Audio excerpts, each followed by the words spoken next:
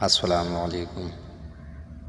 ایک شراب خور شخص تھا جس کے ہاں اکثر شراب اور گناہ کی محفل سجائی جاتی تھی۔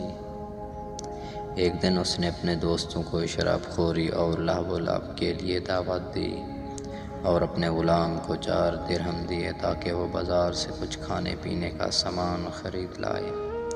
غلام راستے میں جا رہا تھا کہ اس نے دیکھا ایک عارف واعظ منصور بن عمار کہہ رہا تھا، کون ہے جو مجھے 4 درہم دے تاکہ میں اس کے لیے 4 دعائیں کروں۔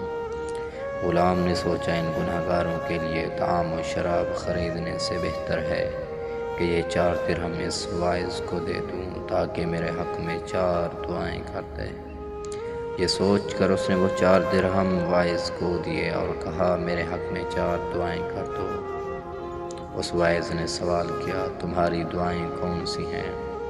غلام نے کہا، پہلی دعا یہ ہے کہ خدا مجھے غلامی کی زندگی سے آزاد کر دے۔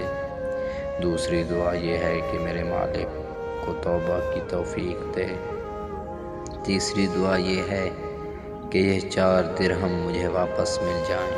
چوتھی دعا یہ ہے کہ خداوند عالم مجھے اور میرے مالک اور اس کے اہل محفل کو معاف فرما دے۔ چنانچہ واعظ نے یہ 4 دعائیں اس کے حق میں کیں اور وہ غلام خالی ہاتھ اپنے آقا کے پاس چلا گیا۔ اس کے آقا نے اس سے کہا، کیا سامان لے آئے ہو؟ غلام نے کہا، نہیں بلکہ ان 4 درہم سے 4 دعائیں خرید لایا ہوں۔ آقا نے پوچھا، بتاؤ کون سی 4 دعائیں خریدی ہیں؟ غلام نے کہا، پہلی دعا یہ تھی کہ میں آزاد ہو جاؤں۔ اس کے آقا نے کہا، جاؤ تم راہ خدا میں آزاد ہو۔ اس نے کہا، دوسری دعا یہ تھی کہ میرے آقا کو توبہ کی توفیق ہو۔ اس وقت آقا نے کہا، میں توبہ کرتا ہوں۔ اس نے کہا، تیسری دعا یہ تھی کہ ان 4 درہم کے بدلے مجھے 4 درہم مل جائیں۔ اس کے آقا نے اسے 4 درہم عنایت کر دیے۔ اس نے کہا، چوتھی دعا یہ تھی کہ خدا مجھے میرے آقا اور اہل محفل کو بخش دے۔ یہ سن کر اس کے آقا نے کہا، جو کچھ میرے اختیار میں تھا وہ میں نے کر دیا، اب تمہاری، میری اور اہل محفل کی بخشش میرے ہاتھ میں نہیں ہے۔